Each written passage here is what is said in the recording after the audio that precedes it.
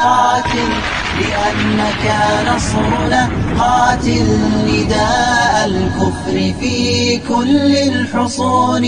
نعم قاوم لأنك فجرنا، قاوم وأمطر من سلالة صهيون.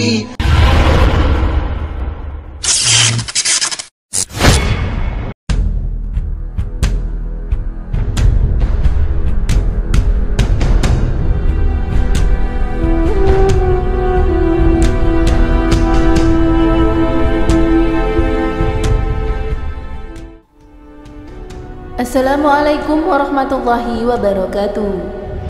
Nabi Yahya alaihissalam dilahirkan saat orang tuanya sudah berusia lanjut. Nabi Yahya lahir pada tahun 7 sebelum Masehi dan merupakan anak satu-satunya dari Nabi Zakaria alaihissalam. Ibundanya bernama Isya, adalah saudara perempuan Hana istri Imran, ibunya Maryam. Sejak kecil, Nabi Yahya sudah diajari dan hafal ajaran-ajaran yang terkandung di dalam kitab Taurat dan Zabur, sehingga terpelihara dari perbuatan syirik dan maksiat, sebagaimana dijelaskan di dalam Al-Quran. Wahai Yahya, ambillah, pelajarilah kitab Taurat itu dengan sungguh-sungguh, dan kami berikan hikmah kepadanya selagi dia masih kanak-kanak. Dan kami jadikan rasa kasih sayang kepada sesama dari kami dan bersih dari dosa, dan dia pun seorang yang bertakwa. Al-Quran Surat Maryam ayat 12-13. Nabi Yahya selama hidupnya tidak pernah berbuat salah, banyak berbakti dan berbuat baik terhadap kedua orang tuanya, tidak keras dan takabur. Beliau seorang yang tawadhu dan lemah lembut, diberi penghormatan dan keselamatan oleh Allah Subhanahu wa Ta'ala, serta dihindarkan dari bahaya dan penyakit. Pada waktu lahir, wafat, dan hari kiamat, beliau dibangkitkan kembali dengan kemuliaan di hadapan Tuhannya, sebagaimana dijelaskan di dalam Al-Quran. Dan sangat berbakti kepada kedua orang tuanya, dan dia bukan orang yang sombong, bukan pula orang yang durhaka. Dan kesejahteraan bagi dirinya pada hari lahirnya, pada hari wafatnya, dan pada hari dia dibangkitkan kembali. Al-Quran Surat Maryam ayat 14-15. Nabi Yahya diangkat Allah Subhanahu wa Ta'ala menjadi nabi pada tahun 27 Masehi. Ia membantu ayahnya berdakwah dengan mengingatkan kaumnya dan para pemimpin Bani Israel yang melanggar hukum Taurat. Ia sangat berani menegakkan kebenaran dan memperlakukan hukum agama dengan tegas. Ia selalu menganjurkan agar kaumnya yang berdosa segera bertaubat. Pertaubatan itu ditandai dengan dipandikannya atau dibaptis di Sungai Yordan. Karena itu, Nabi Yahya dijuluki Al-Ma'madam atau pembaptis. Nabi Yahya dan Nabi Zakaria alaihissalam wafat. Nabi Yahya hidup pada masa Yerusalem berada di bawah kekuasaan Kekaisaran Romawi, tahun 4 sebelum Masehi sampai 39 Masehi, dan Raja Herodos sebagai penguasanya. Suatu ketika, Raja Herodos berencana menikahi anak tirinya, yaitu Herodia, dan Nabi Yahya mengetahui rencana itu. Maka beliau mengeluarkan fatwa larangan, karena menurut hukum Taurat, haram hukumnya menikahi anak tiri. Herodia tidak ingin pernikahannya gagal, maka ia meminta Raja Herodos untuk membunuh Nabi Yahya alaihissalam.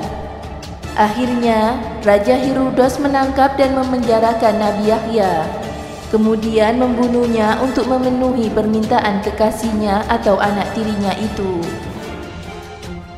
Nabi Yahya dan ayahnya, Nabi Zakaria, dianggap menghalangi kemauan raja. Kemudian keduanya dibunuh. Mula-mula Nabi Yahya terlebih dahulu dibunuh. Kemudian atas izin Allah, Nabi Zakaria masuk ke dalam suatu pohon yang waktu itu membelah dirinya menjadi dua. Lalu Nabi Zakaria masuk ke dalam pohon itu, Setelah Nabi Zakaria masuk ke dalamnya, pohon itu menutup kembali seperti semula. Petugas raja mencari-cari Nabi Zakaria, tetapi di tempat persembunyiannya tidak ditemukan. Maka mereka berpendapat bahwa Nabi Zakaria pasti mempunyai sihir dan tentulah ia berada di dalam pohon untuk bersembunyi. Pohon itu pun digergajinya, maka syahidlah Nabi Zakaria di dalamnya karena terpotong gergaji menjadi dua. Demikianlah riwayat Rasulullah dalam mempertahankan hukum Allah. Karena kerasnya mempertahankan hukum Allah, ia terbunuh menjadi syahid. Masya Allah, semoga bermanfaat. Wallahu a'lam bishawab.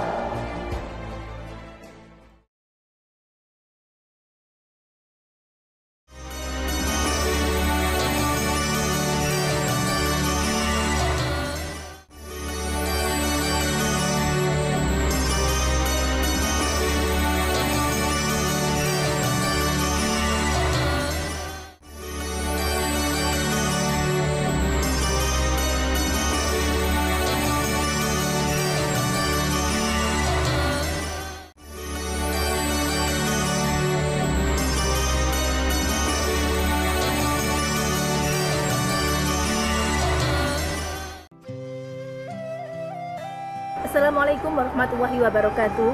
Nabi Zakaria diutus oleh Allah Subhanahu wa taala untuk berdakwah di Bani Israel, yaitu Palestina.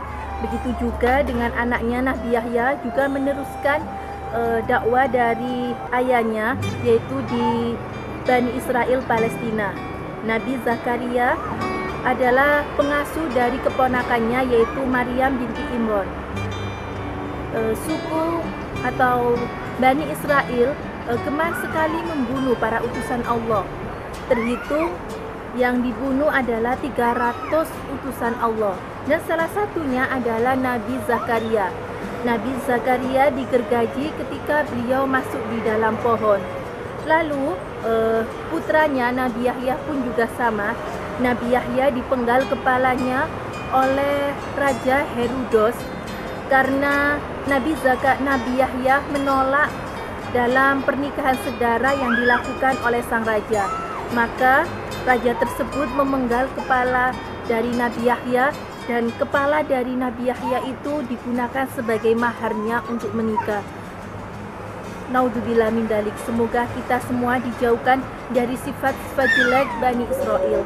Sekian yang dapat saya sampaikan, semoga bermanfaat. Wallahu a'lam bishawab. Wassalamualaikum warahmatullahi wabarakatuh.